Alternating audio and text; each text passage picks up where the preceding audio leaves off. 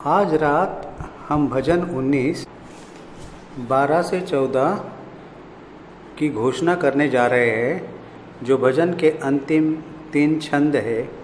ये शब्द दाऊद की एक प्रार्थना है और यह एक ऐसी प्रार्थना है जिसे हम कई वर्षों से कर रहे हैं।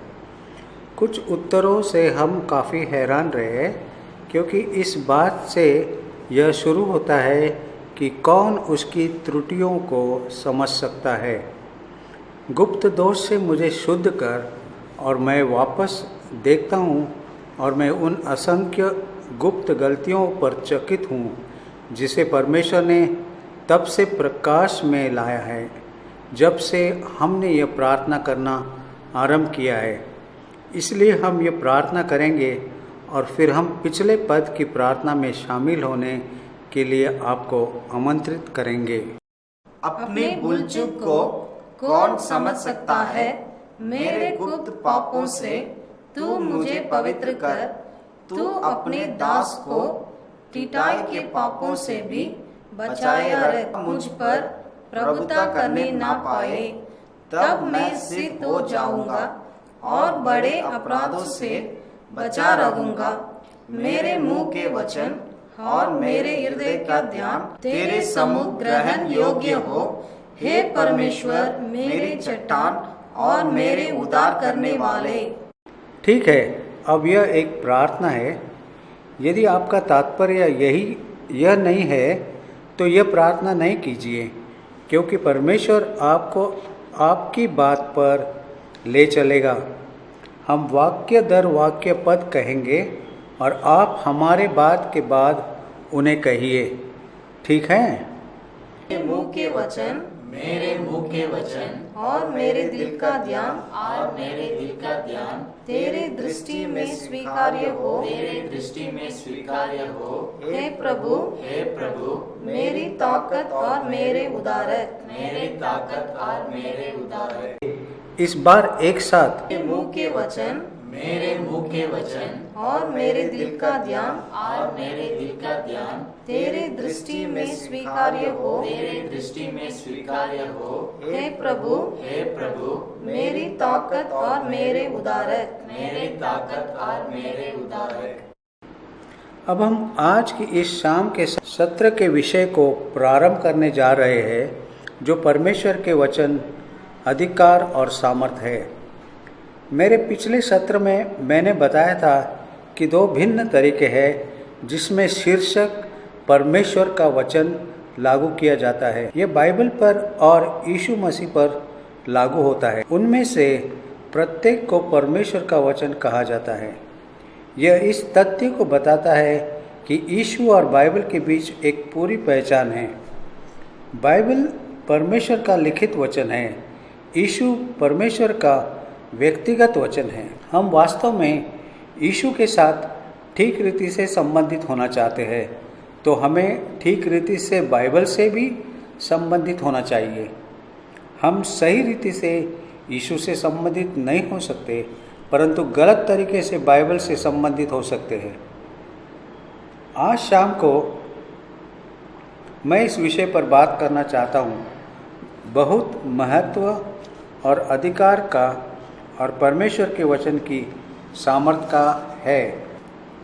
अधिकार के मुद्दे के साथ शुरू करने के लिए यदि आप रुके और इस पर विचार करें तो आपको एहसास होगा कि वचन का अधिकार वचन के लेखक से आता है।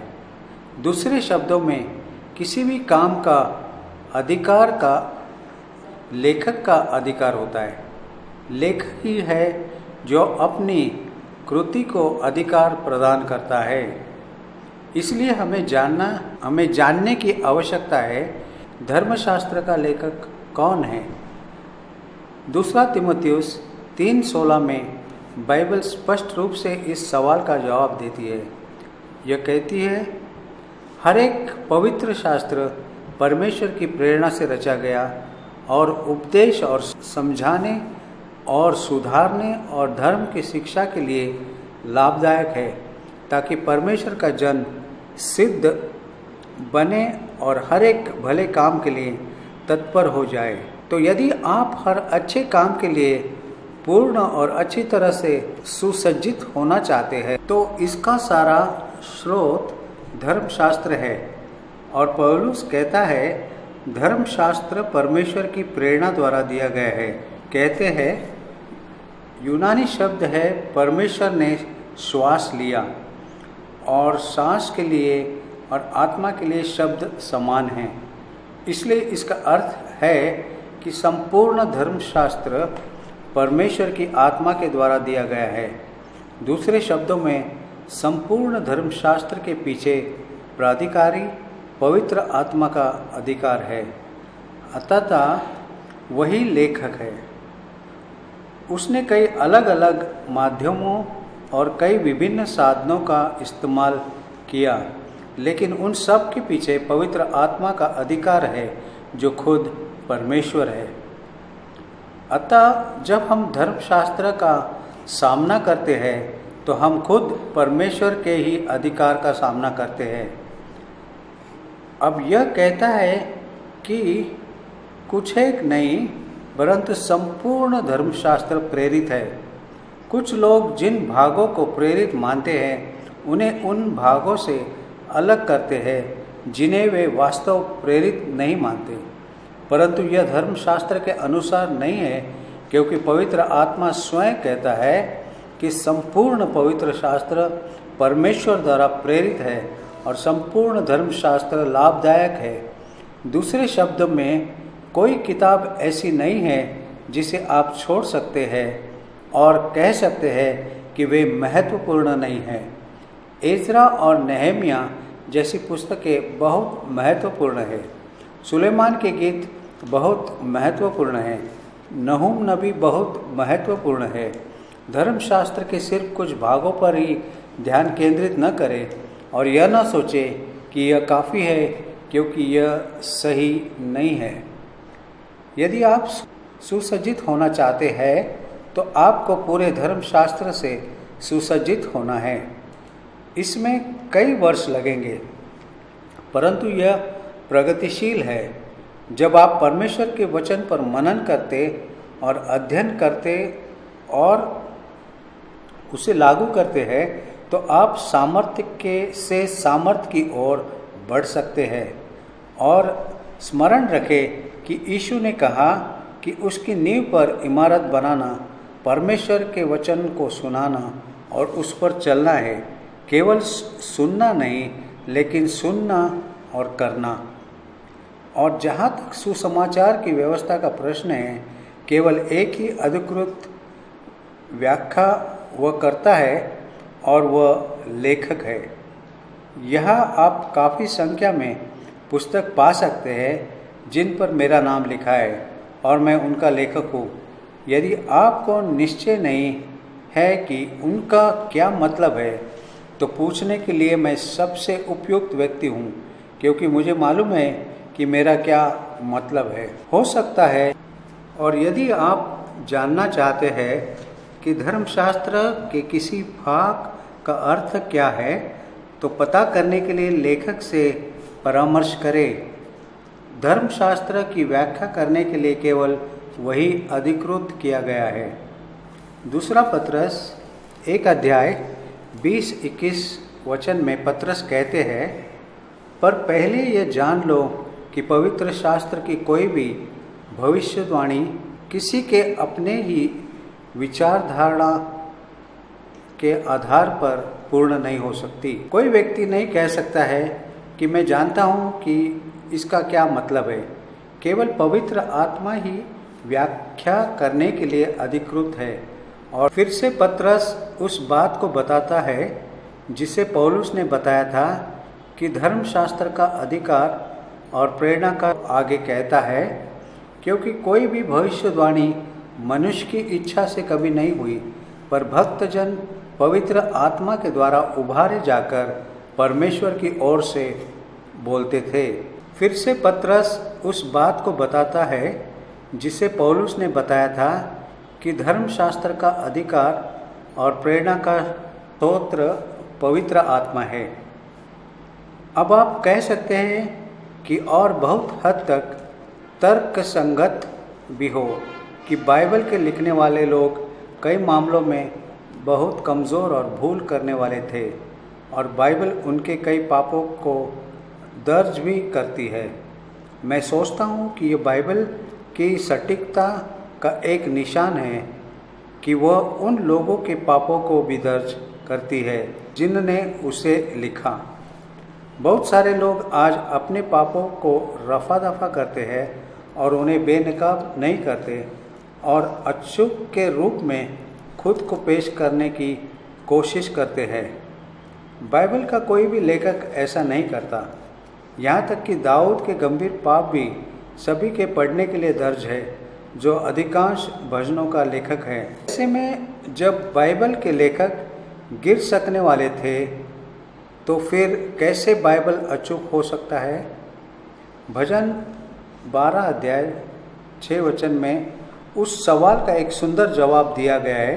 परमेश्वर का वचन पवित्र है, उस चांदी के समान भट्टी में मिट्टी पर ताई गई और 7 बार निर्मल की गई हो। यह एक छोटी सी तस्वीर है कि कैसे लोग धातु को शुद्ध करते हैं। वे इसके लिए मिट्टी की एक भट्टी बनाते हैं, उसमें आग जलाते हैं और ताने के लिए उसमें धातु रखते हैं। तो आपको इस तस्वीर में 3 चीज़ें मिल गई है। आपको मिट्टी की भट्टी, जो मानवीय साधन सिर्फ मिट्टी है। आपको आग मिली है, जो पवित्र आत्मा है, जो चांदी को शुद्ध करता है, जो कि संदेश है। तो यह बताता है कि पुरुष और स्त्री कितने भी कमज़ोर हो, परंतु एक प्रेरित और आधिकारिक वचन देते हैं, वचन देने के लिए माध्यम बन सकते हैं। मुझे फिर वही बात कहनी है। मिट्टी मानव पात्र है, आग पवित्र आत्मा है, 7 बार शुद्ध की गई चांदी परमेश्वर का संदेश है। और बाइबल में 7 नंबर हमें 2 बातों से जोड़ता है, पवित्र आत्मा और पूर्णता। और पूर्णता पवित्र आत्मा के द्वारा होता है। हालांकि बाइबल अविश्वसनीय पापी पुरुषों और स्त्रियों के द्वारा आया, परंतु पवित्र आत्मा की आग से 7 बार शुद्ध किया गया। यह पूरी तरह से विश्वसनीय है। अब हमें बाइबल के प्रति यीशु के रवैये पर विचार करने की ज़रूरत है, क्योंकि हमारे लिए जो उसके चेले आए वही नमूना है। वह कैसे बाइबल से संबंधित होता था, हमने आज सुबह एक भाग में देखा है, लेकिन हम पुनः यूहन्ना अध्याय 10 और वचन 35 देखेंगे। हमें अन्य पदों को नहीं, सिर्फ यूहन्ना 10:35 ही देखने की आवश्यकता है। यीशु ने उन्हें उत्तर दिया, क्या तुम्हारी व्यवस्था में नहीं लिखा है कि मैंने कहा तुम ईश्वर हो? यदि उसने उन्हें ईश्वर कहा जिनके पास परमेश्वर का वचन पहुंचा और पवित्र शास्त्र की बात लोप नहीं हो सकती। आज सुबह मैंने यह बताया है, लेकिन मैं इसे फिर से कहूँगा। वहाँ यीशु बाइबल को 2 नाम देते हैं और जिसे उनके अनुयायियों ने बाद में सबसे अधिक इस्तेमाल किया है, परमेश्वर का वचन और धर्मशास्त्र। जब वह कहता है कि बाइबल परमेश्वर का वचन है, तो इसका तात्पर्य होता है कि यह परमेश्वर से निकलता है, यह मनुष्य से नहीं निकला, यह परमेश्वर से, स्वर्ग से आया है। और जब यह धर्मशास्त्र कहता है, जो इसका तात्पर्य है कि जो कुछ लिखित रूप में दर्ज किया गया है। परमेश्वर ने बहुत सी बातें कही है जिसे लिखित में दर्ज नहीं किया गया है, लेकिन बाइबल में, धर्मशास्त्र में जो कुछ दर्ज है हमारे विशेष लाभ के लिए दर्ज है। उनमें वे सभी बातें हैं जो हमारे उद्धार के लिए आवश्यक है।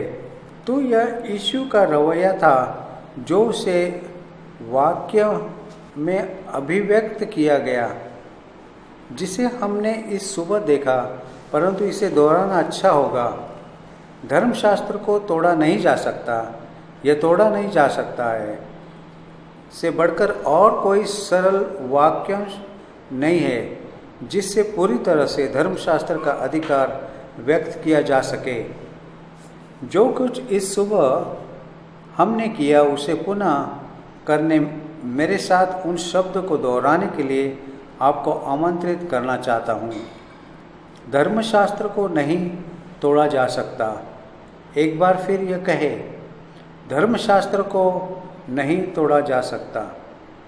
और अब याद रखें, जो कुछ आपने कहा है उसके लिए परमेश्वर आपको बनाता है, क्योंकि वह अपेक्षा करता है कि आप अपने जीवन के हर क्षेत्र में धर्मशास्त्र के अधिकार को स्वीकार करें। आइए अब हम देखें कि यीशु ने स्वयं कैसे धर्मशास्त्र का उपयोग किया। यहाँ फिर वह एक नमूना है। हम मत्ती 4 अध्याय निकालेंगे और हम कुछ बातें देखेंगे कि जब जंगल में यीशु की परीक्षा हो रही थी तो क्या हुआ। मत्ती 4 अध्याय, परंतु हमें 3 अध्याय के अंत से प्रारंभ करने की आवश्यकता है। अध्याय 3 के अंत में दर्ज है कि कैसे यरदन में यूहन्ना यीशु को बपतिस्मा दिया गया और यीशु बपतिस्मा लेकर तुरंत पानी में से ऊपर आया और देखो उसके लिए आकाश खुल गया और उसने परमेश्वर की आत्मा को कबूतर की नाई उतरते और अपने ऊपर आते देखा। ध्यान दें कि यह महत्वपूर्ण है। पवित्र आत्मा उस पर बना रहा। पवित्र आत्मा विभिन्न समयों पर हम में से कुछ पर उतरा है, लेकिन वह हम पर बना नहीं रहा, क्योंकि हमने ऐसी बातें कही और की है कि वह हम में बना नहीं रह सकता। यीशु ने कभी भी ऐसा कुछ नहीं कहा था किया कि पवित्र आत्मा दुखी हो या कबूतर उड़ जाए। और फिर स्वर्ग से परमेश्वर पिता की आवाज़ आई, यह मेरा प्रिय पुत्र है जिससे मैं अत्यंत प्रसन्न हूँ। अब आप सोचेंगे और मैं सोचूंगा कि इसके बाद यीशु का समय सचमुच आसान होने वाला था। उसमें पिता और आत्मा व यूहन्ना बपतिस्मा दाता दोनों ही थे, परंतु ऐसा नहीं है। अगली बात जो हुई यह थी कि उसने स्वयं को जंगल में 40 दिन उपवास करते हुए शैतान द्वारा परीक्षा में पाया। और इस प्रकार कृपया यह कल्पना मत कीजिए कि परमेश्वर की आशीष हमेशा आपके लिए जीवन को आसान करेगी। वास्तव में कुछ अर्थों में यह जीवन को अधिक कठिन बना सकता है, क्योंकि परमेश्वर उन लोगों का कठोरता से विरोध करता है जिनका परमेश्वर ने अभिषेक किया है। और काफ़ी कुछ हद तक यह हम में से प्रत्येक पर लागू होगा। हमें पवित्र आत्मा की शक्ति में बढ़ने के लिए प्रलोभन और विरोध पर काबू पाना होगा। अब जब मत्ती 4 में प्रलोभक शैतान उसके पास आया तो पहली परीक्षा जो उस पर डाली वह संदेह करना था, और यह लगभग हमेशा पहला कदम होता है। वह तुरंत परमेश्वर के वचन इनकार नहीं करेगा, वह उस पर सवाल करेगा, वह आपको उस पर संदेह करने देगा। कलीसिया के इतिहास में ऐसा कई बार हुआ है कि उसे और किसी युक्ति का उपयोग करना नहीं पड़ा है, क्योंकि वह हमेशा काम करता दिखता है। लेकिन उसे आप में काम करने मत दीजिए। तो आप उस पहली बात पर ध्यान दें जो शैतान ने मत्ती 4:3 में यीशु से कहा।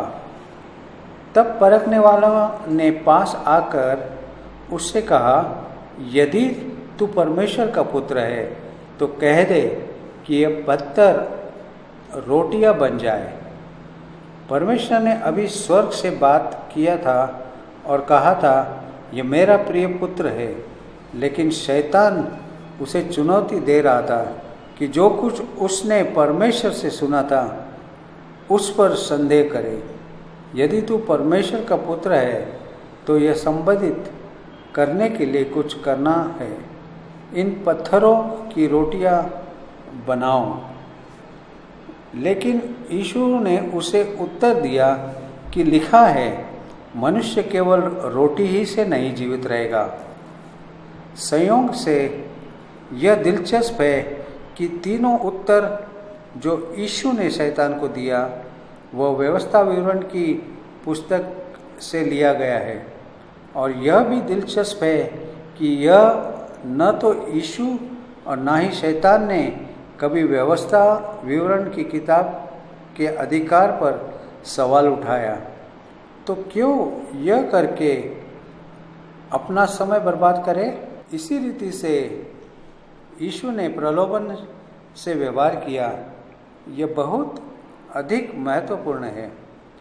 परमेश्वर के लिखित वचन ये उसका सामना करके वह प्रलोभन के साथ निपटा।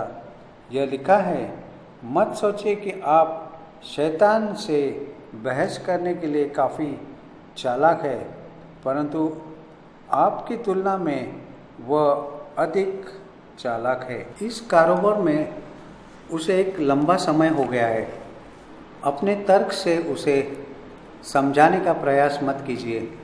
धर्मशास्त्र के साथ उसका सामना कीजिए। प्रत्येक बार जब यीशु की परीक्षा हुई तो उसने कहा, लिखा है, यह लिखा है, लिखा है। और जब भी यीशु ने ऐसा कहा, शैतान ने विषय बदल दिया। उसे पता था धर्मशास्त्र के लिए उसके पास कोई उत्तर नहीं है।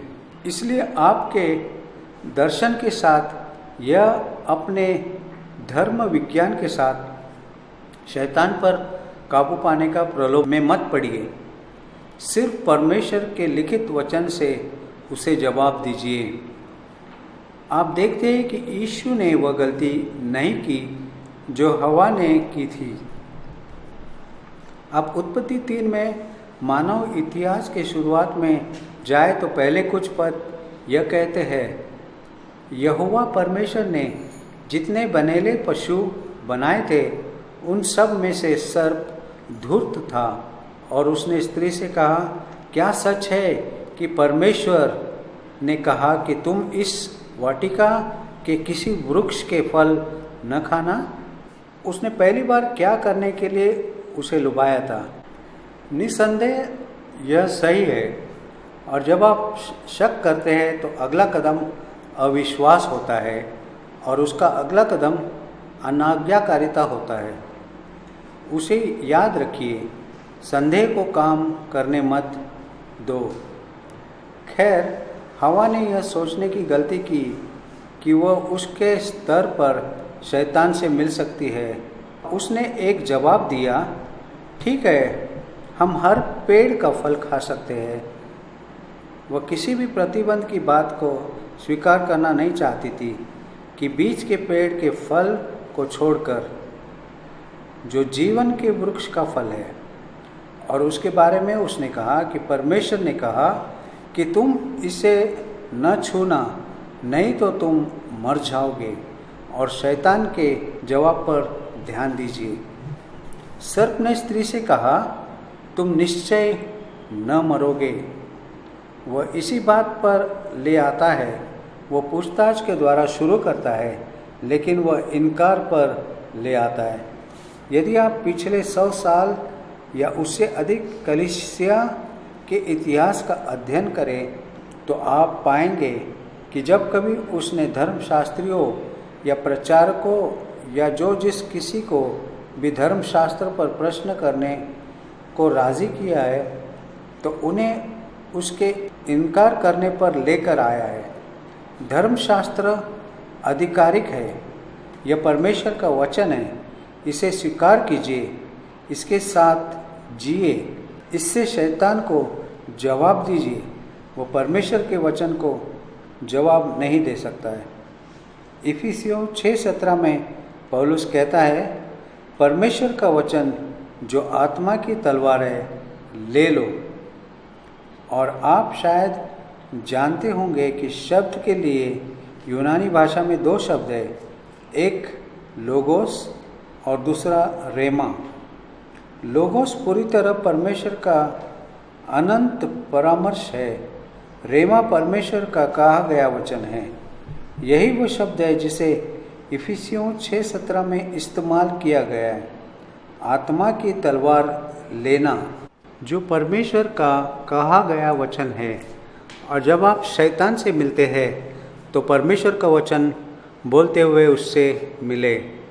अगर बाइबल सिर्फ आपके शेल्फ में या सिर्फ आपके बिस्तर के पास वाली मेज पर है तो बाइबल आपकी रक्षा नहीं करेगा। यह केवल तभी काम करता है जब आप इसे बोलते हैं। आपको इसे अपने मुंह से खुद के लिए कहना है और फिर यह एक तेज नुकीली तलवार बन जाती है जिससे शैतान पीठ दिखाता है। उसके लिए उसके पास कोई भी जवाब नहीं है। अब हम देखेंगे कि यीशु परमेश्वर के लिखित वचन के अधिकार के बारे में क्या कहते हैं। आपको याद है कि मैंने क्या कहा? धर्मशास्त्र शब्द का अर्थ होता लिखित में परमेश्वर का वचन। और मत्ती 5:17-18 में यीशु ने कहा, यह न समझो कि मैं व्यवस्था या नबियों की पुस्तकों को लोप करने आया हूँ। और जिसे हम पुराना नियम या नबी कहते हैं, उसके विषय में यहूदियों के बात करने का तरीका क्या था? लोप करने नहीं, परंतु पूरा करने आया हूँ। क्योंकि मैं तुमसे सच कहता हूँ कि आकाश और पृथ्वी टल न जाए तब तक व्यवस्था से एक कण या एक मात्रा या एक बिंदु भी बिना पूरा हुए नहीं टलेगा। अब बिंदु और बिंदी, आधुनिक इब्रानी में बिंदु युद्ध ध्वन्यात्मक इब्रानी अक्षरमाला में सबसे छोटा अक्षर है और कॉमा एक सबसे छोटी सी मुड़ी हुई रेखा होती है जो किसी अक्षर को समान अक्षर से भिन्न करने के लिए अक्षर के ऊपरी भाग पर प्रयोग किया जाता है। अतः वे दोनों लिखित धर्मशास्त्र में सबसे छोटे तत्व है और यीशु ने कहा कि उनमें से कोई भी बिना पूरा हुए नहीं टलेगा। यह स्पष्ट रूप से इंगित करता है कि यीशु ने परमेश्वर के लिखित वचन के पूर्ण अधिकार को स्वीकार किया है। वह उस समय कहे गए परमेश्वर के वचन के बारे में बात नहीं कर रहा था, क्योंकि बिंदु और कॉमा केवल लिखित वचन में ही प्रयोग किया जाता है। अतः यीशु ने पूरी तरह परमेश्वर के लिखित वचन के कुल अधिकार का समर्थन किया और फिर थोड़ा आगे जाने पर अपनी सेवा के अंत के बिल्कुल करीब मत्ती 22 में वह सदुकियों के साथ व्यवहार कर रहा था, जो उस दौर के उदारवादी थे, जो संपूर्ण धर्मशास्त्र के अधिकार को स्वीकार नहीं करते थे। वास्तव में वे केवल पहले 5 किताबों पंचग्रंथ से अधिकार को स्वीकार करते थे और वे मृतकों के मर के जी उठने की शिक्षा को चुनौती दे रहे थे। वे एक स्मार्ट सवाल के साथ यीशु के पास आए, परंतु मत्ती 22:31-32 में यीशु ने उन्हें उत्तर दिया, परंतु मरे हुओं के जी उठने के विषय में क्या तुमने ये वचन नहीं पढ़ा है जो परमेश्वर ने तुमसे कहा कि मैं इब्राहिम का परमेश्वर और इसहाक का परमेश्वर और याकूब का परमेश्वर हूँ। वह तो मरे हुओं का नहीं परंतु जीवितों का परमेश्वर है। ध्यान दें कि कैसे यीशु ने उस वचन को लागू किया। उन शब्दों को 14 शताब्दियों पहले मूसा द्वारा लिखा गया था।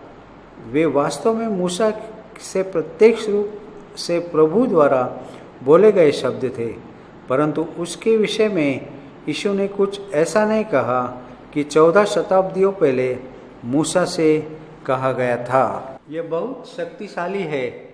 उसने कहा, क्या तुमने यह वचन नहीं पढ़ा है जो परमेश्वर ने तुमसे कहा? आप देखते हैं, धर्मशास्त्र कभी पुराना नहीं होता। यह मानव चतुराई का रिकॉर्ड मात्र नहीं है, यह परमेश्वर है। और चाहे यह 3000 साल पहले लिखा गया था, पर वह अभी भी परमेश्वर है जो आपसे बोल रहा है। जैसा यीशु ने समझा, यही धर्मशास्त्र का अधिकार है। अब हमें यह विचार करने की भी ज़रूरत है कि यीशु ने कैसे धर्मशास्त्र को पूरा किया। यदि आप नया नियम पढ़ेंगे तो 18 अलग अलग स्थानों से मिल जाएगा कि यीशु के जीवन में कुछ ऐसा हुआ कि धर्मशास्त्र का वचन पूरा हो। दूसरे शब्दों में, न केवल उसे धर्मशास्त्र पर विश्वास किया, न केवल उसने धर्मशास्त्र का प्रचार किया, परंतु उसने धर्मशास्त्र को माना भी। उसका पूरा जीवन धर्मशास्त्र की पूर्ति था। आप उसके जीवन के विभिन्न पहलुओं को ले सकते हैं, लेकिन हम सिर्फ 4 को लेंगे: उसका जन्म, उसका मानव जीवन, उसकी मौत और उसका जी उठना। उन सभी के संबंध में धर्मशास्त्र स्पष्ट कहता है कि यह इसलिए हुआ कि धर्मशास्त्र पूरा हो। यीशु इसके अलावा और किसी भी तरह से अधिक दृढ़ता से धर्मशास्त्र के अधिकार का समर्थन नहीं कर सकता था। अब नए नियम पर जाए। नए नियम के पीछे अधिकार क्या है? यह देखकर आपको आश्चर्य होगा कि वह वही है जो पुराना नियम का है। आइए 2 भाग देखें जिसमें यीशु ने अपने शिष्यों से बातें की। यूहन्ना 14:25-26 वचन में यीशु अपने शिष्यों से छुट्टी ले रहा था। वह उन्हें इस तथ्य के लिए तैयार कर रहा है कि वह जाने वाला है, और वह कहते हैं, ये बातें मैंने तुम्हारे साथ रहते हुए तुमसे कही, परंतु सहायक अर्थात पवित्र आत्मा वह सब तुम्हें स्मरण दिलाएगा। यही पवित्र आत्मा का शीर्षक है, सहायक है। कभी कभी वह दिलासा देने वाला कहा जाता है। पवित्र आत्मा जिसे पिता मेरे नाम से भेजेगा, वह तुम्हें सब बातें सिखाएगा। जो कुछ मैंने तुमसे कहा है वह सब तुम्हें स्मरण कराएगा। तो प्रेरितों के लेखन के पीछे का अधिकार पवित्र आत्मा का अधिकार है। और यीशु ने कहा कि यह 2 बातें करेगा। जो कुछ मैंने तुम्हें नहीं सिखाया वह तुम्हें सिखाएगा, और मेरी कही हुई जो बातें तुम भूल जाओगे तो तुम्हें स्मरण दिलाएगा। अतः सुसमाचार में बातें मानव स्मृति पर निर्भर नहीं करता है, यह पवित्र आत्मा की सच्चाई पर निर्भर करता है। और उसके बाद फिर से यूहन्ना 16:12-14 वचन में यही बात पुनः कहा जाता है। यीशु अपने शिष्यों से कहते हैं, मुझे तुमसे और भी बहुत सी बातें कहनी हैं, परंतु अभी तुम उन्हें सह नहीं सकते। परंतु जब वह अर्थात सत्य की आत्मा आएगी, यीशु पवित्र आत्मा की बातें करने के लिए व्याकरण के नियमों को तोड़ता है कि वह पवित्र आत्मा के लिए वस्तु सूचक सर्वनाम नहीं बल्कि व्यक्ति सूचक सर्वनाम का उपयोग करता है। मैं और अधिक वर्णन नहीं कर सकता क्योंकि यह बहुत ही जटिल है, लेकिन यूनानी व्याकरण के अनुसार उसे वस्तु सूचक वह कहना था और उसने नहीं किया, बल्कि उसने व्यक्ति सूचक सर्वनाम का उपयोग किया। दूसरे शब्दों में कृपया समझिए कि पवित्र आत्मा एक व्यक्ति है, वस्तु नहीं। आपको एक व्यक्ति के रूप में उसे संबंधित होने की ज़रूरत है। जब वह अर्थात सत्य का आत्मा आएगा तो तुम्हें सब सत्य का मार्ग बताएगा, क्योंकि वह अपनी ओर से न कहेगा, परंतु जो कुछ सुनेगा वही कहेगा और आने वाली बातें तुम्हें बताएगा।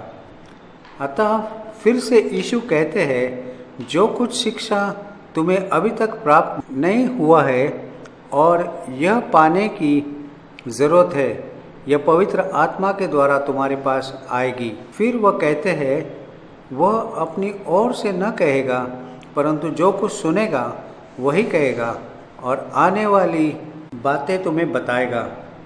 और फिर अगले पद में वह मेरी महिमा करेगा, क्योंकि वह मेरी बातों में से लेकर तुम्हें बताएगा। और मुझे आपको बताने दीजिए, जो कि पवित्र आत्मा का एक और अत्यंत महत्वपूर्ण निशान है, कि वह हमेशा यीशु की महिमा करता है। और यदि आप कभी भी ऐसी आध्यात्मिक अभिव्यक्तियों को देखें जो यीशु की महिमा नहीं करते हैं, लेकिन एक व्यक्ति को यह किसी अन्य दिशा में महिमा देती है, तो आप निश्चय कर सकते हैं कि वह पवित्र आत्मा नहीं है, क्योंकि पवित्र आत्मा की सर्वोच्च सेवा यीशु को प्रकट करना और यीशु की महिमा करना है। यह आत्माओं का परीक्षण करने का एक अच्छा तरीका है। बाइबल कहती है कि हमें आत्माओं की परख करनी है और आप जांच कर सकते हैं कि कोई बात पवित्र आत्मा से है या नहीं। एक यकीनन परीक्षण यह है कि वह यीशु की महिमा करेगा। यह नहीं करता है तो बहुत अच्छा लग सकता है और बहुत ही आध्यात्मिक लग सकता है। यह एक जोरदार शानदार आवाज़ में बोलने वाला हो सकता है, लेकिन यह पवित्र आत्मा से नहीं, क्योंकि यह यीशु की महिमा को छोड़ और किसी की महिमा नहीं करेगा। और जिस पल मानव व्यक्तित्व महिमा लेने लगता है, पवित्र आत्मा कहता है, माफ़ करो, मुझे जाना होगा। तुम जारी रख सकते हो, परंतु मैं यहाँ नहीं रुक सकता हूँ। इसी प्रकार कई सेवकाइयाँ मेरी स्मृति से समाप्त हो गई है, जो कुछ समय पहले तक थी। मैं ऐसी सेवाओं गिनती नहीं कर सकता जिनका विनाश हो गया है, क्योंकि मनुष्य ने वो महिमा ले ली जो पवित्र आत्मा केवल यीशु को देता है। मैं आपको बताना चाहता हूँ कि मैं इस बात से बहुत ही सचेत रहता हूँ। मैं लगातार अपने आप की जांच कर रहा हूँ। मैं यीशु को महिमा दे रहा हूँ या लोगों को इस बात के लिए राजी करने की कोशिश कर रहा हूँ। डेरिक प्रिंस कोई महत्वपूर्ण व्यक्ति है। डेरिक प्रिंस सिर्फ परमेश्वर के अनुग्रह से बचा हुआ एक पापी है। अब हम सचमुच बहुत ही महत्वपूर्ण विषय पर जा रहे हैं, जो परमेश्वर के वचन का स्वभाव है। यह बहुत ही रोचक है। इब्रानियों 4:12 में इस प्रकार के वचन की प्रकृति का एक प्रकार का विश्लेषण पाते हैं।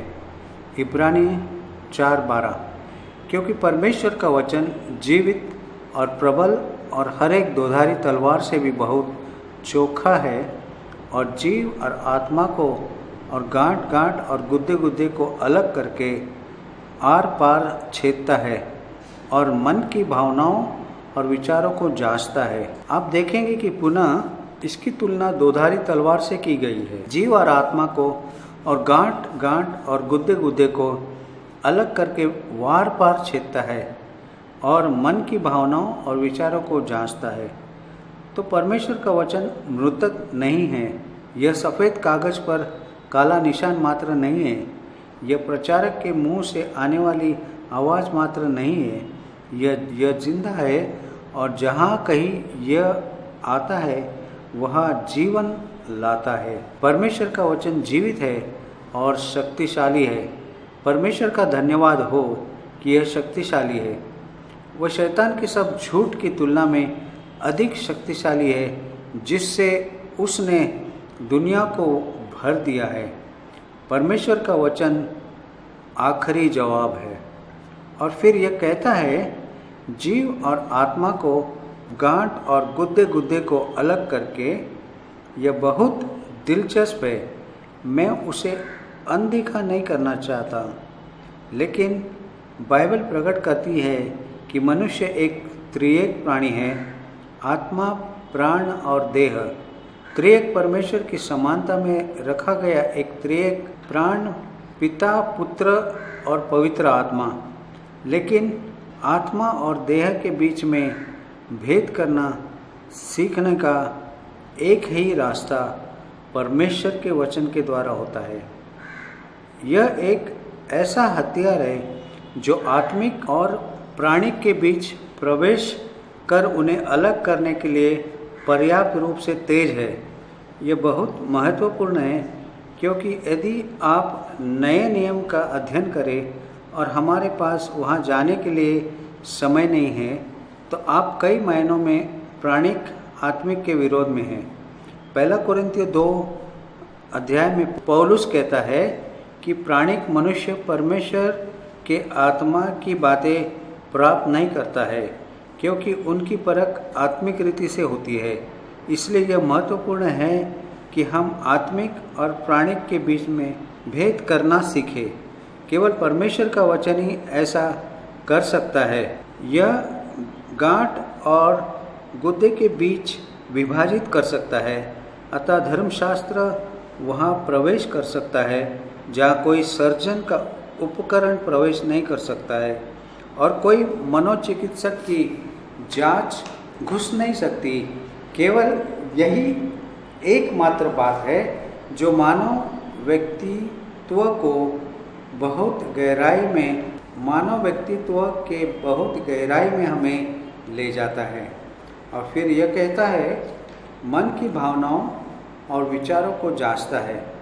जांचने का अर्थ विश्लेषण करना, खुद के स्वभाव में देखना होता है। और वर्षों पूर्व जब मैं एक युवा विश्वासी था, तब किसी ने कुछ कहा था जो मुझे आज भी याद दिलाता है। स्मरण कीजिए, जब आप अपनी बाइबल पढ़ते हो तो आपका बाइबल भी आपको पढ़ रहा है। यह एक तरह से दो तरफा लेन देन है। यह मेरे लिए उज्जवल था, क्योंकि मैंने एक युवा दार्शनिक के रूप में उसे परमेश्वर का वचन मानते हुए मैंने बाइबल पढ़ना आरंभ किया था।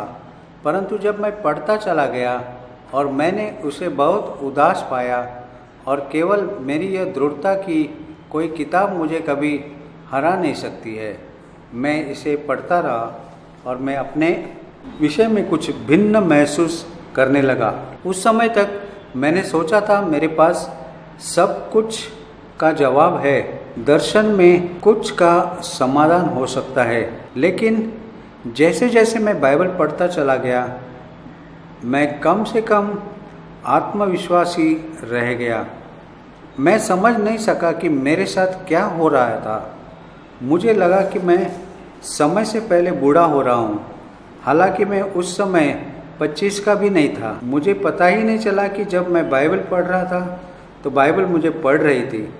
और अंत में मैं भोज पर बैठे बेलशस्सर के समान महसूस किया। जब दीवार पर कुछ लिखते हुए दिखाई दिया, तू तौला गया परंतु हल्का पाया गया है। धर्मशास्त्र के सामने मेरा सर्व, मेरी शान, मेरा अहंकार, मेरा बौद्धिक आश्वासन सब कुछ चूर चूर होने लगा। फिर भी मैं उस पर विश्वास नहीं करता था, परंतु यह अब भी अपना काम कर रहा था। अतः अपने मन में जान ले कि जब आप बाइबल पढ़ते हैं तो बाइबल भी आपको पढ़ रही है। अब आइए एक और पहलू के लिए कि बाइबल क्या करेगी। एक पल के लिए पहला थिस्सलुनीकियों 2:13 पौलुस थिस्सलुनीकियों को विश्वासियों के लिए लिख रहा है जिन्होंने अद्भुत रीति से सुसमाचार के संदेश पर प्रतिक्रिया दी है।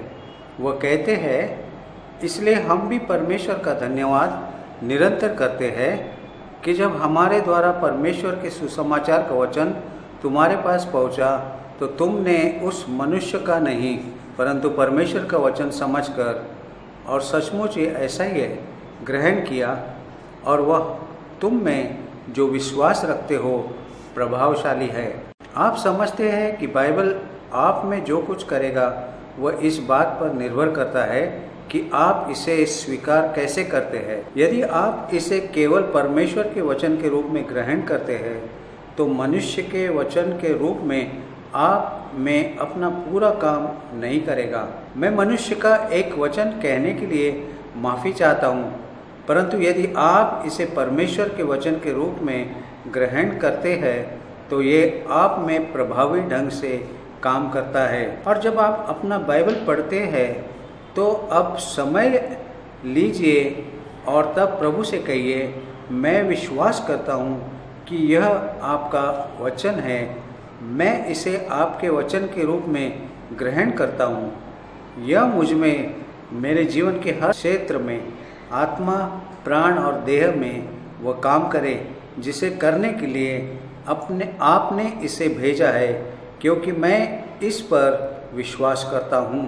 और तब हमें एक उल्लेखनीय कथन को देखने की आवश्यकता है जिसे पतरस ने दूसरा पतरस पहला अध्याय में कहा, जो मेरे विचार से बाइबल के सबसे अधिक उल्लेखनीय कथनों में से एक है। दूसरा पतरस 1 का 3 और 4 पद, और यह कथन के बीचों बीच है। प्रेरित ने अपेक्षाकृत लंबा कथन लिखा है। मैं सोचता हूँ कि पौलुस ने लंबा कथन लिखा, परंतु पतरस ने भी लंबा कथन लिखा। अंग्रेजी में हमें उन्हें प्राय तोड़ना पड़ता है।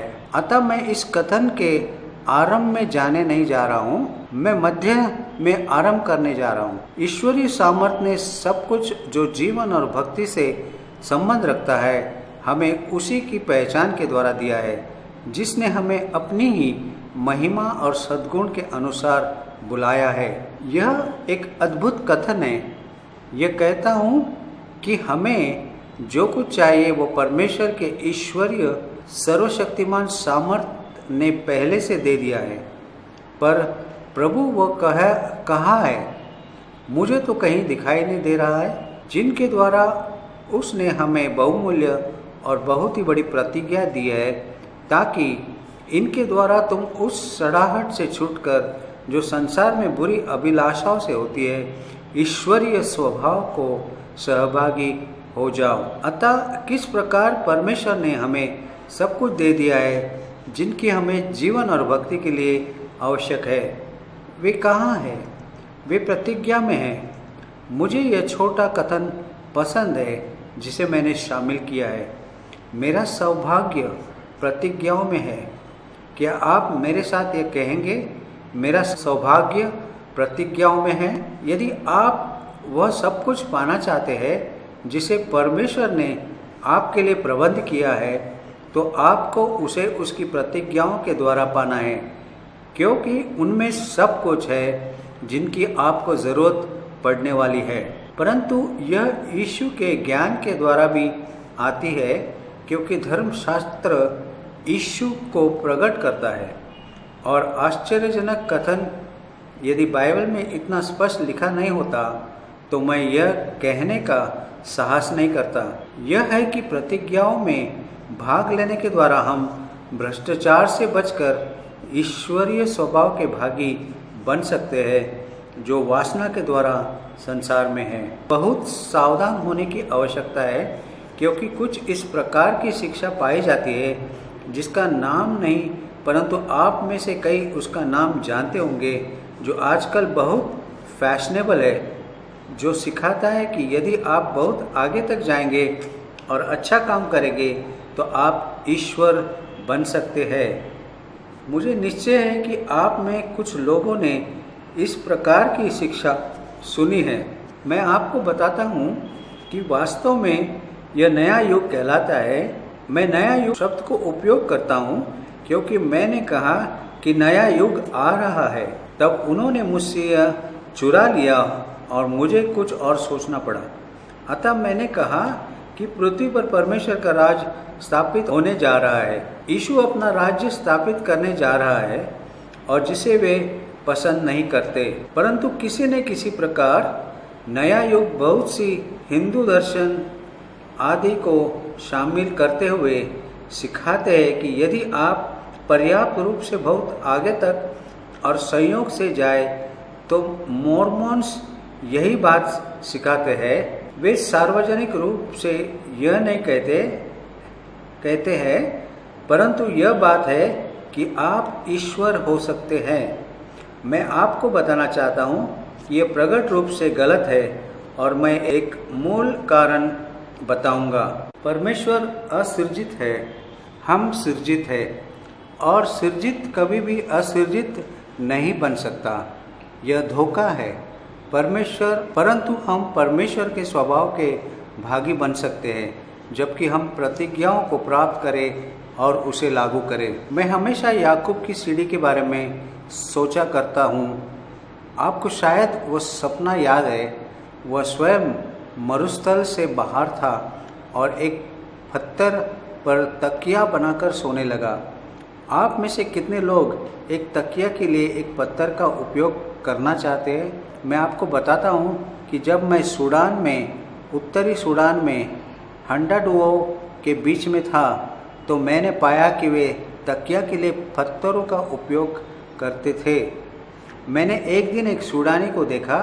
उसने एक तेज धार वाले एक लंबे पत्थर को लेकर ज़मीन पर रख दिया और पत्थर पर उसके सिर के पिछला भाग रख दिया और खुशी से सोने के लिए चला गया।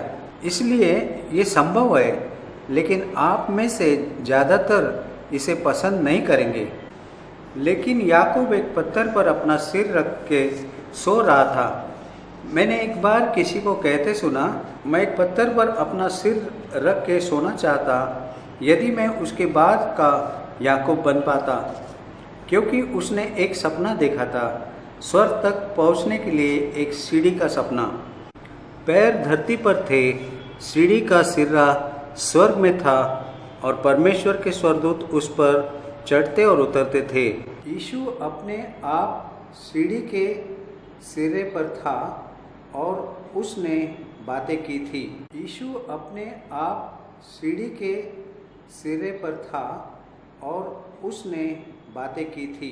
परंतु मैं एक प्रकार से बाइबल को याकूब की सीढ़ी के समान सोचता हूँ। यदि आप देखें, प्रत्येक प्रतिज्ञा सीढ़ी का एक डंडा है और प्रत्येक बार जब आप एक प्रतिज्ञा पाते हैं तो आप एक सीढ़ी ऊपर जाते हैं, अतः वह आपको स्वर्ग ले जाएगा।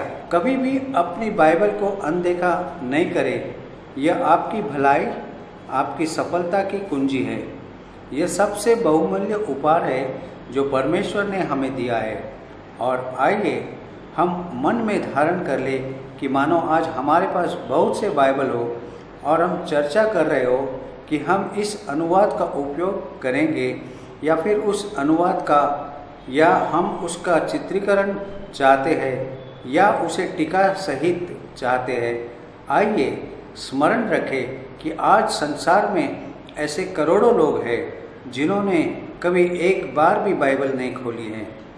उनके पास कोई विकल्प नहीं है।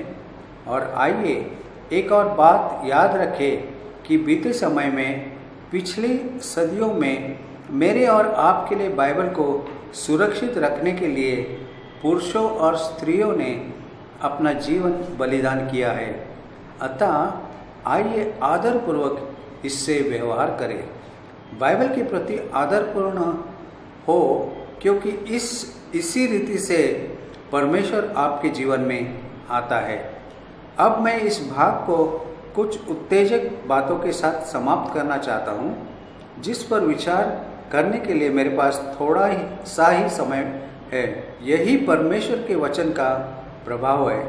थिस्सलुनीकियों से पौलुस ने कहा कि यह तुम में काम करता है क्योंकि तुम इस पर विश्वास करते हो। अतः मैं आपको 8 प्रभाव बताना चाहता हूँ जो आपके जीवन में परमेश्वर का वचन ला सकता है। ऐसी बातें हैं जो परमेश्वर का वचन आपके लिए और मेरे लिए कर सकता है।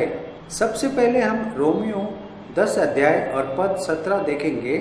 वास्तव में मैं इसे बिना देखे बता सकता हूँ, परंतु रोमी 10:17 कहता है, सो विश्वास सुनने से और सुनना मसीह के वचन से होता है।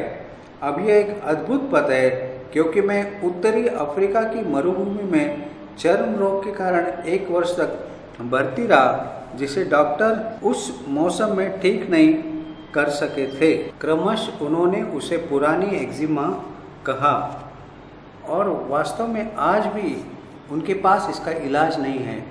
मैं अभी हाल ही में मसीह बना था और मैं अपने आप से कहता रहा, मैं जानता हूँ कि यदि मुझ में विश्वास होता तो परमेश्वर मुझे चंगा करता।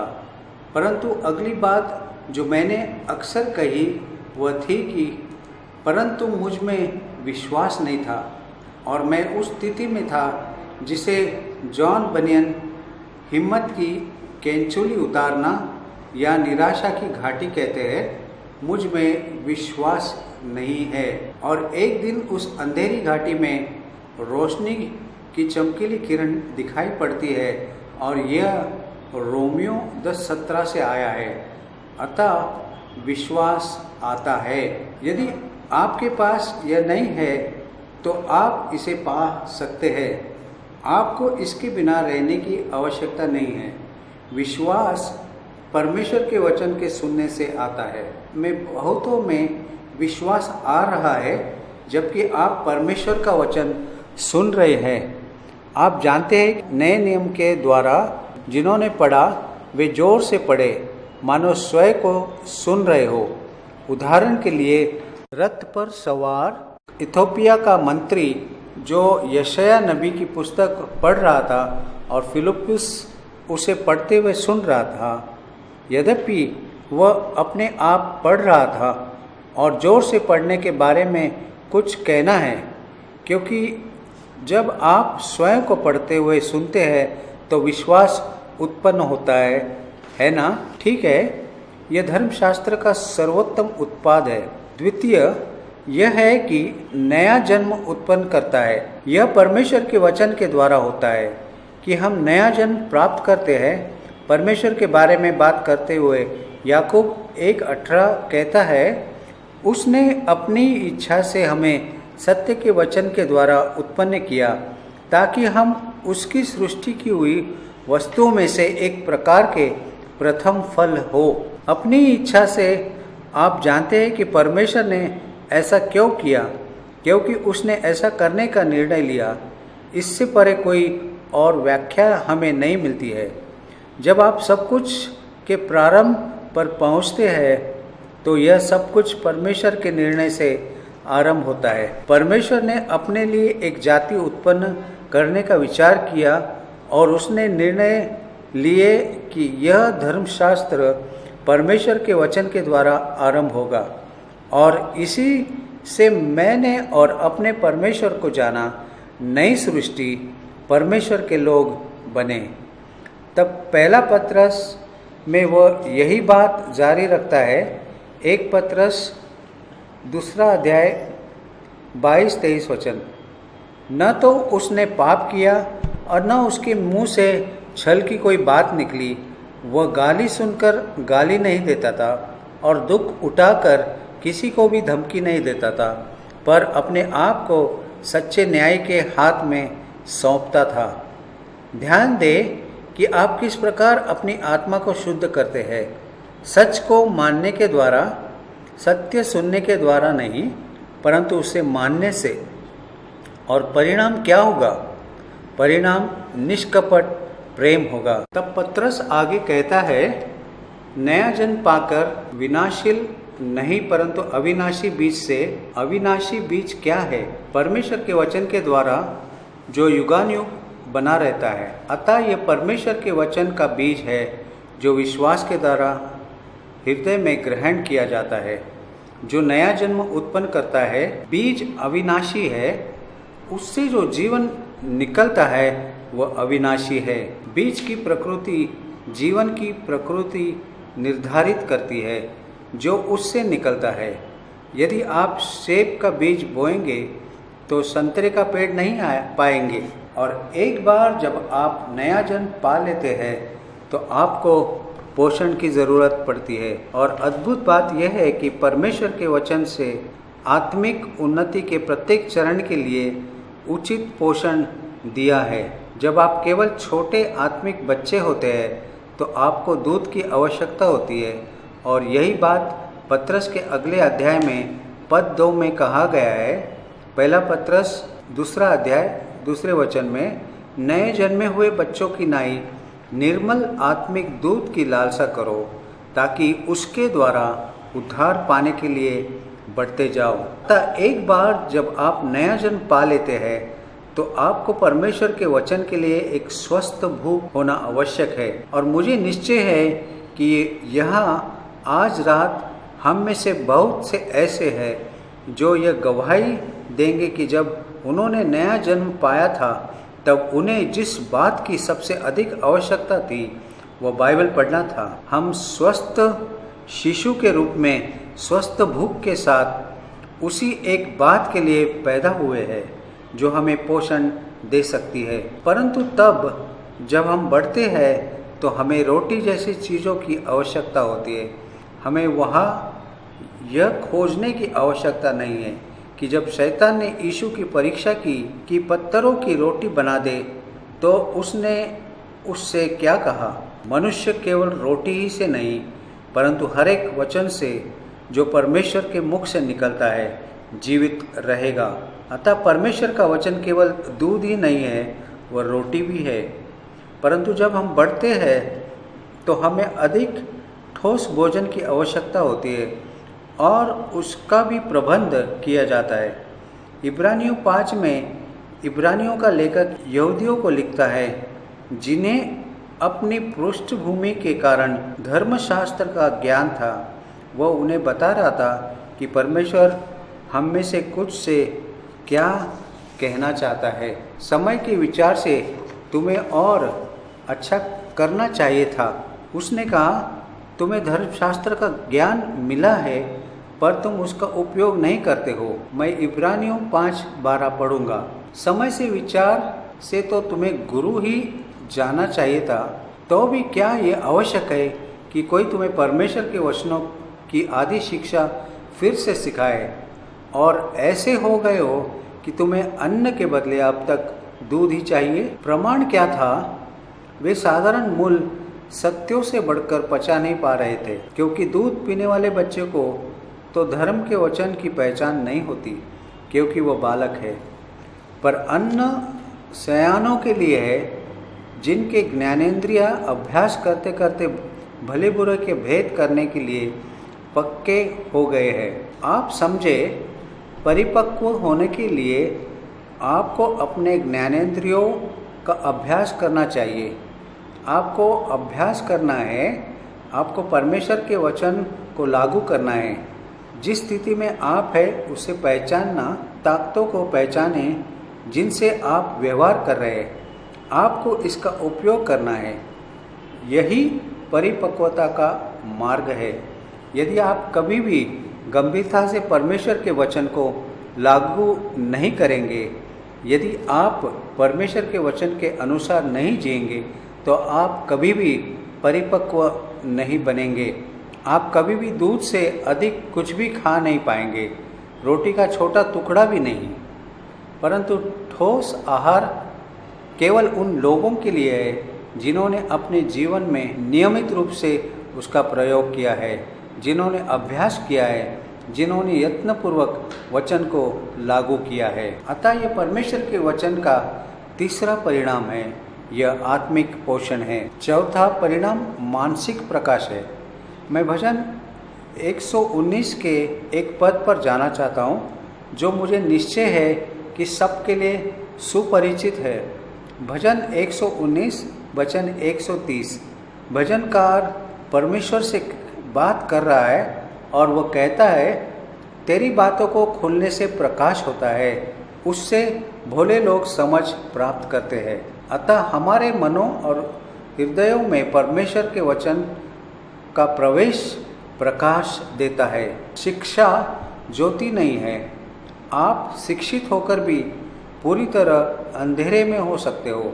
मैं कैसे जानता हूँ? क्योंकि जब तक मेरे जीवन में परमेश्वर के वचन का प्रकाश नहीं चमका, मैं उच्च शिक्षित होकर भी पूरी तरह से अंधेरे में था।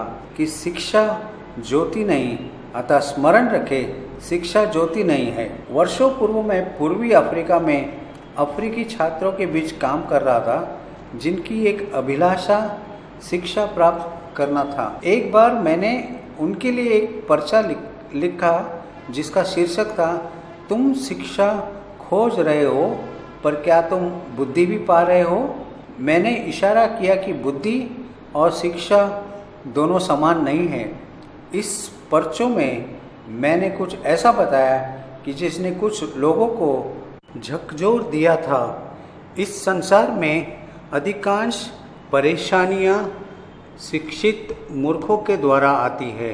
संयुक्त राज्य के पूर्व राष्ट्रपति थियोडर रूजवेल्ट, उन्होंने कहा, यदि एक मनुष्य चोर है तो लोहे का एक टुकड़ा ही चुराएगा, परंतु यदि आप उसे शिक्षित करेंगे तो पूरी पटरी ही चुरा लेगा। अतः कृपया मन में ठान ले कि शिक्षा उपयोगी है, परंतु यह ज्योति नहीं। वास्तव में जैसा मैं कहता हूँ, कुछ सबसे अधिक शिक्षित लोग अत्यधिक गहन अंधकार में हैं। केवल परमेश्वर के वचन का प्रवेश ही प्रकाश देता है, और तब परमेश्वर का वचन शारीरिक चंगाई भी देती है। और मैं यह अपने स्वयं के व्यक्तिगत अनुभव से कहता हूँ। आइए कुछ समय के लिए भजन 107 देखे, 17 पद से 20 पद तक पढ़े। दूसरी कलीसिया के लोग जो कभी भी और आप नहीं हैं, अपनी कुचल और अधर्म के कामों के कारण अति दुखित होते हैं। क्या आपके साथ यह कभी हुआ है कि हम में से कुछ लोग पीड़ा में हैं क्योंकि हम एक गलत जीवन जी रहे हैं? मैंने बहुत से लोग मेरे पास चंगाई पाने के लिए आते हैं। बहुत ही कम बार यह होता है कि जब वे कहते हैं कि उनकी समस्या का कारण उनका गलत जीवन है, परंतु यह कहता है कि मूर्ख अपने अधर्म के कामों के कारण दुखित होते हैं। उनका जी सब भांति के भोजन से मिचलाता है और वे मृत्यु के फाटक तक पहुंचते हैं। वे मृत्यु के किनारे थे, डॉक्टर उनके लिए और कुछ नहीं कर सकते थे। तब वह कहता है, तब वे संकट में यहोवा की दुहाई देते हैं। उस पर मेरी टिप्पणी है कि लोग अक्सर प्रार्थना करने में बहुत देरी करते हैं। वे मृत्यु के करीब थे और अचानक उन्होंने सोचा कि शायद प्रार्थना से भला होगा, और परमेश्वर ने क्या किया ध्यान दे, और वह सकेती से उनका उद्धार करता है। वह अपने वचन के द्वारा उनको चंगा करता है और जिस गड्ढे में वे पड़े हैं उससे निकालता है। 3 बातों पर ध्यान दें जो परमेश्वर अपना वचन भेजने पर करता है। वह बचाता है, वह चंगा करता है और वह छुड़ाता है।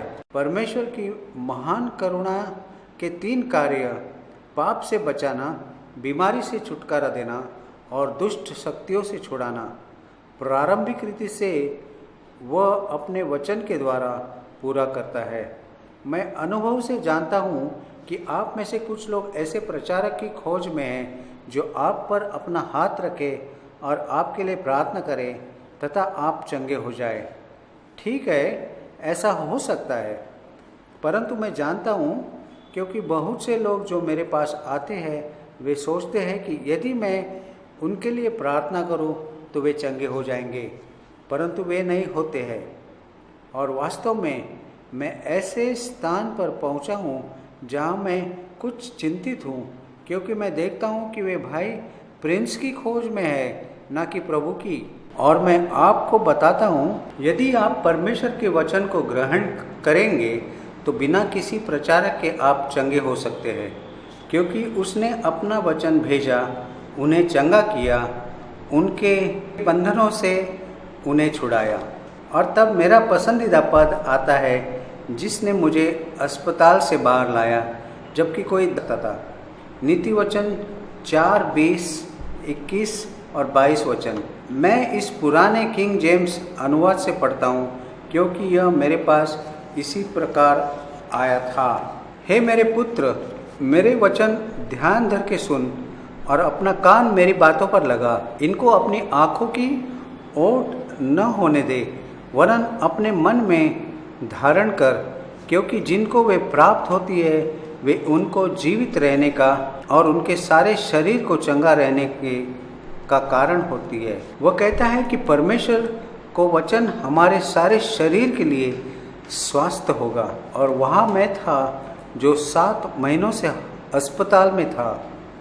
चिकित्सक मुझे अच्छा नहीं कर रहे थे और मैं कह रहा था, यदि केवल मुझ में विश्वास होता तो मैं जानता कि परमेश्वर मुझे चंगा करता है। तब मुझे वो पद मिला, विश्वास सुनने से और सुनना मसीह के वचन से होता है। मैंने आशा करना प्रारंभ किया और तब मैंने धर्मशास्त्र में पुनः एक नई उम्मीद के साथ देखना आरंभ किया। परंतु मेरी एक समस्या थी, मैं एक व्यावसायिक दार्शनिक रहा था और दार्शनिकों को काम साधारण बातों को कठिन बनाना होता है, इसी से वे चुने जाते हैं। इसलिए मैं परमेश्वर के वचन को उसके सामान्य रूप में नहीं ले सका। परमेश्वर की चंगाई के बारे में मैं पद पर पद पढ़ता जाता, परंतु मैंने सोचा कि उनका अर्थ केवल यह है कि वह मेरे प्राण को चंगा करता है। उसे मेरे शरीर में कोई रुचि नहीं है। वह तो विनाशी है, वह तो मरने वाला ही है। हे मेरे प्राण, यहोवा को धन्य कहे। वही तो मेरे सारे अधर्म को चंगा करता और मेरे रोगों को चंगा करता है। मैंने कहा कि यह केवल मेरे प्राण की बीमारी है, लेकिन जब मैंने नीति वचन 4:20-22 पढ़ा तो मैं विश्वास नहीं कर सका। परमेश्वर कहता है उसका वचन उनके लिए जीवन है जो उसे प्राप्त करते हैं, और उनके सारे देह के लिए स्वास्थ्य है। और मैंने कहा कि कोई दार्शनिक भी देह को देह के अलावा और कुछ नहीं बना सकता है। मेरी सारी शारीरिक देह के लिए स्वास्थ्य है। तब मैंने भंडार में देखा और स्वास्थ्य के लिए वैकल्पिक पाठ दवा थी। मैं एक परिचारक हुआ करता था। मैंने कहा कि कैसे लोग अपनी दवा लेते हैं। उत्तर है कि दिन में 3 बार खाने के बाद। मैंने कहा कि मैं यही करूँगा। मैं ज़्यादा विस्तार में नहीं जा सकता हूँ, परंतु मैं 3 या 4 महीनों तक संसार के सबसे अधिक अस्वस्थ वातावरण सूडान में मैंने परमेश्वर के वचन को दिन में 3 बार खाने के बाद लिया, और इसने मुझे पूर्ण और स्थायी चंगाई और स्वास्थ्य दिया। अतः भाइयों और बहनों, मैं आपको बताता हूँ कि यह काम करता है। अब आइए जल्दी से परमेश्वर के वचन के 3 और परिणामों को देखें। अगला, पाप और शैतान पर विजय। भजन 119 वचन 9 और 11। जवान अपनी चाल को किस उपाय से शुद्ध रखे, तेरे वचन के अनुसार सावधान रहने से। और पुनः पद 11 में, मैंने तेरे वचन को अपने हृदय में रख छोड़ा है, संग्रहित किया है, तेरे विरुद्ध पाप न करूं। आज हमारे बहुत से जवान लोग सच में प्रश्न करते हैं कि मैं क्या शुद्ध जीवन संभव है, क्या एक शुद्ध जीवन जीना संभव है। उनके अधिकांश जवाब देंगे कि नहीं हो सकता है। वे ऐसी बात की सलाह देंगे जिसे वे सुरक्षित यौन कहते हैं, जो कि कभी भी सुरक्षित नहीं है। परंतु बाइबल कहती है कि एक युवा जो अपने मार्ग की चौकसी करता है, वो परमेश्वर के वचन के अनुसार एक शुद्ध जीवन जी सकता है। और मैं परमेश्वर को धन्यवाद देता हूँ कि जब मैं युवा अफ्रीकाओं के मध्य में काम किया तो उस पद को बार बार पूरा होते देखा। वे शुद्ध किए गए और उन्होंने शुद्ध जीवन जिया, क्योंकि उन्होंने परमेश्वर के वचन को महत्व दिया। और आपको स्मरण होगा कि हमने मत्ती 4 में देखा था, जब यीशु ने शैतान का सामना किया था तो वह केवल एक हथियार के साथ उससे मिला, यह लिखा है। और तब हम पुनः बहुत तेजी से जा रहे हैं। इफिसियों 5:25-27 वचन देखें।